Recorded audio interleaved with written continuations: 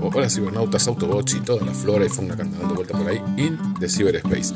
Hoy les traigo la segunda parte de lo que es el curso de mecatrónica inicial.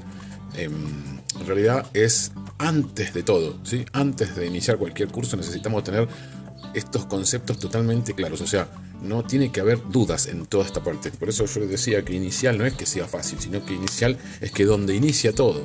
Y es muy, parece una pavada, pero bueno, yo voy a seguir insistiendo porque creo en esto, creo que es así y así lo seguiré haciendo. Ahora va a haber 4 fechas, de las cuales ya este fin de semana hay una acá en Paraná y el resto van a ser en distintos lugares del país. Pueden seguir las fechas en www.todoautomotor.com. Muchos de los que me han dicho que eran de nivel avanzado, cuando hicieron este test que está colgado en la página www.todoautomotor.com, resultó que no era tan así.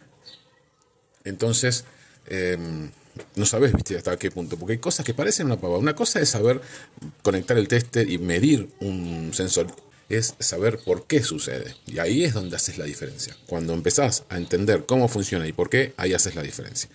Bueno, en lo que es corriente eléctrica, voy a hacerlo breve, esto va a ser un poquito más cortito, es para que lo entiendan. Estos vamos a tener que usar bastante la imaginación, ¿no? Vamos a hacer que es un átomo, ¿no? Un átomo de un conductor, principalmente porque vamos a hablar de cables. Entonces, acá en esto hay algo que se llama electrones, ¿sí? Acá tenemos el núcleo, acá tenemos las nubes de electrones, y tienen la particularidad de tener un electrón que se llama electrón libre. Lo voy a hacer medio rapidón porque tampoco quiero meternos muy profundo, ¿no? Pero para que se entienda principalmente, que tiene la capacidad de saltar. Este proceso hace que muchos electrones empiecen a viajar a través de los conductores, obviamente en una dirección. Ese tipo de corriente se llama corriente directa o corriente continua, ¿ok? Entonces decimos que los conductores, ¿sí?, tienen más cantidad de electrones libres y los aislantes obviamente tienen menos o ninguno, ¿no? A eso nosotros le vamos a llamar corriente continua a una corriente que siempre tiene la misma dirección, es la corriente continua. Y es muy importante, en el video anterior habíamos dicho que todos los dispositivos electrónicos necesitaban de 2 componentes, necesitábamos de un positivo y un negativo para funcionar, ¿sí? Si no teníamos estos 2 componentes, no hay nada que funcione sin estos 2 componentes, ¿ok? Bueno, cuando hablamos de dispositivos electrónicos, hablamos de dispositivos como este, que lo voy a mostrar acá, ¿sí? Electrónica, ¿sí? No una lamparita que por ahí de filamento, que ya es otro tema, sino que no sé, un electro donde le ponemos corriente, incluso tenemos motores de corriente alterna y demás que funcionan también, pero vamos a dedicarnos a la electrónica, ¿sí? Nosotros nos dedicamos a la electrónica.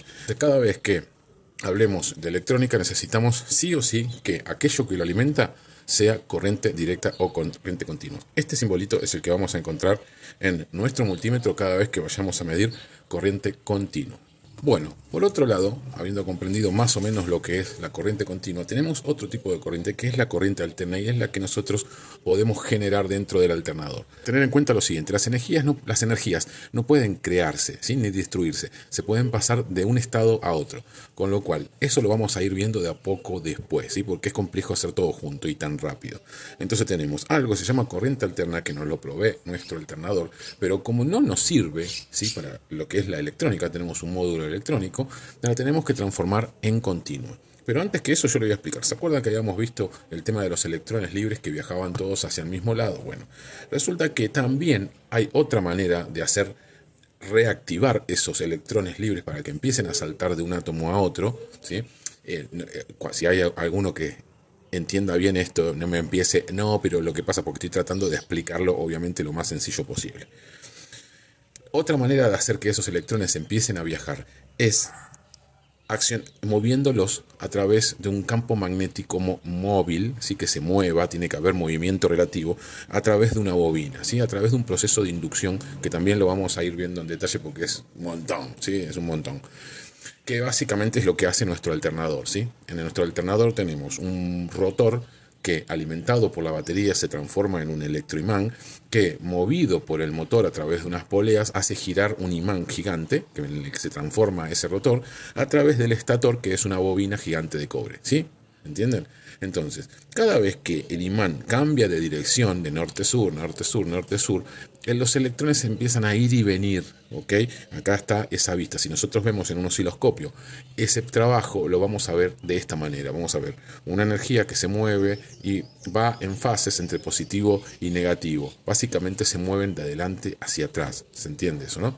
Entonces, Lo que nosotros necesitamos es hacer que esto, ¿okay?, que este tipo de corriente pase a ser continua, ¿sí?, para poder alimentar los circuitos electrónicos. Lo único que puede alimentar circuitos electrónicos es corriente continua. Ya sé, vos me vas a decir, no, pero yo tengo mi aparatito que lo conecto directamente al enchufe de la red eléctrica, que es corriente alterna, y anda. Ok, pero primero van a encontrar un puente de diodos que van a rectificar, y ya lo vamos a ir viendo en los próximos videos.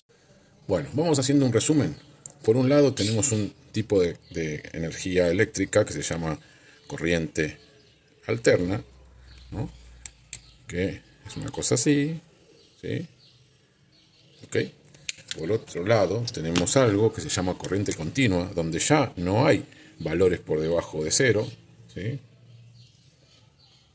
Vamos a borrar esta parte de acá para que se entienda mejor. Esto es tiempo, ¿sí? Cuando hay algo que se mueve es respecto al tiempo, obviamente. Y tenemos algo que se llama corriente continua, en donde los electrones viajan todos en una misma dirección, y vamos a ponerle que acá serían los 12 voltios. ¿Okay? Así veríamos en un oscilograma los dos tipos de corriente. Este tipo de corriente nosotros la podemos generar en un alternador, convertirla a corriente continua. Vamos a ponerle corriente continua, para luego poder ser utilizada dentro de un dispositivo electrónico. Entonces, para cada vez que encontremos la simbología de un transistor metido dentro de una caja, significa que es un dispositivo electrónico, ¿sí?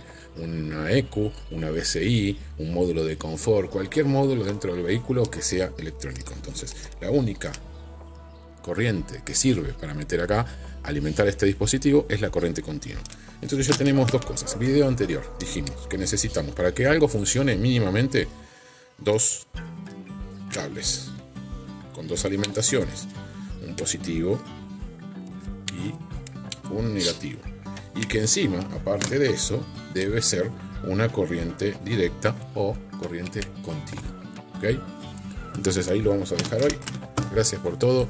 Ya vamos a arrancar con el tema de las resistencias, los diodos y para qué sirven, pero quería dejar claro esto, que es un concepto totalmente fundamental y es básico, pero hay que saberlo. Nos vemos, arrivederci Roma.